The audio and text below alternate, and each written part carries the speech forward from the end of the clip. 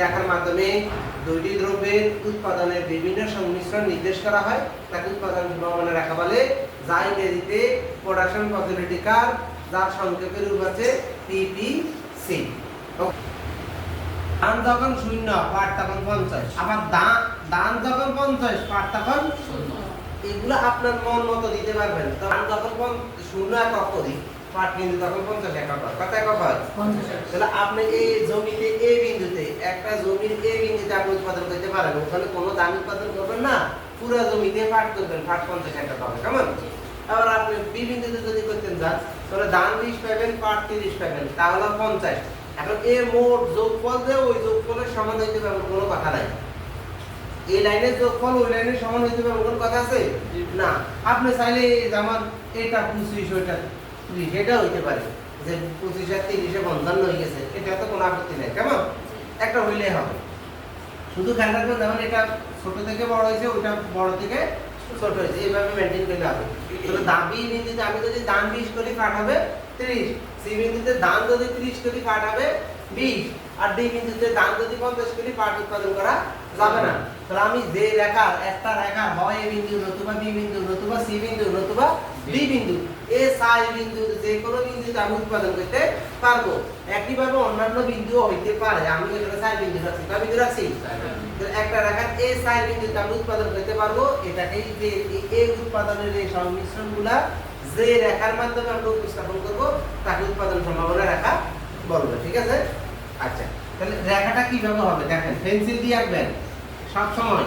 এই 0 x অক্ষ, 0 y অক্ষ, লম্ব অক্ষকে আমরা y অক্ষ দিব, ভূমি অক্ষকে x অক্ষ দেব। এখন এটা যে কোনো পাশে, এখানেও দান দেওয়া যাবে, এখানে পাঠ, আবার এখানে দান দেওয়া যাবে, এখানে পাঠ, আপনার ইচ্ছা মতো আপনি দিতে পারবেন। ওকে? আচ্ছা, নিয়ম হচ্ছে আগে এগুলা অঙ্কন করা, তারপরে রেখা। ব্যাখ্যাটা আমরা ওইভাবে, কিন্তু আমার কৌশলে সুবিধার জন্য আমরা আগে কি করব, রেখাটা এঁকে দিব। পারবেন? এভাবে হাত ঘুরে রেখা আঁকতে পারবেন না? সমস্যা আছে না। এবার এটা হচ্ছে সর্বোচ্চ, এটা কত? 50। এটা কত? 50। তখন এটা 0, তখন এটা কি? যখন x এর সাথে বলবো তখন বলবো ও x, ও y, আর যখন অঙ্কের সাথে বলবো তখন এটা 0, তখন এটা কি? 0। ঠিক আছে? এখন a b c d বিন্দু কি এই বিন্দু উপরে রাখবেন না এই বিন্দু নিচে রাখবেন, সেটা আপনার উপর নির্ভর করে। আপনি কোথায় দিতে মন চায় বলেন? এই বিন্দু কি এখানে রাখবেন না এই বিন্দু এখানে রাখতে চাইতেছেন? কোথায় রাখবেন? উপরে। যদি আমি এই বিন্দু উপরে দিই, এই বিন্দু যদি উপরে দিই, তখন দেখেন এই বিন্দুতে দান কত? পাঠ কত? মানে এটা 50। 50 মানে কি? পাঠ। তাহলে এখানে এখন পাঠ লিখতে হবে। ডি বিন্দু রাখি, তাহলে ডি বিন্দুতে দান কত? 50। তাহলে এই 50 দান, তখন এখানে দান দিতে হবে।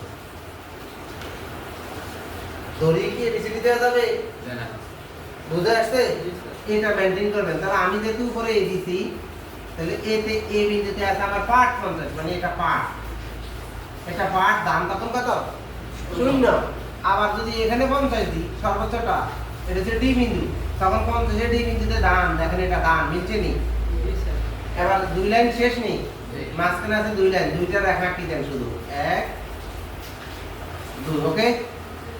এটা সিরিয়ালের নামান 50 এর নিচে 30 আছে, 30 এর নিচে 20 আছে, 20 এর নিচে 0 আছে, 0 এর চেয়ে বড় 20 আছে, 20 এর চেয়ে বড় 30 আছে। কোনো সমস্যা আছে? সবাই পারবো আমরা আনতে? হ্যাঁ। এখন দেখ এটা কি? পাঠ 30, আর এটা সিরিয়ালে যাবে, দেখেন এ বি সি, তারপর প্রমাণ দেখেন বি বিন্দুতে পাঠ 30 দান 20, বি বিন্দুতে পাঠ 30 দান 20। সবসময় ব্যাখ্যা একই ক্যাটাগরি হবে, একই রকম। দেখেন চিত্রে ভূমি ও x অক্ষে দান এবং লম্ব ও y অক্ষে পাঠ নির্দেশ করা হয়েছে। এই বিন্দুতে পাঠ যখন 50 একক, দান তখন কত? 0।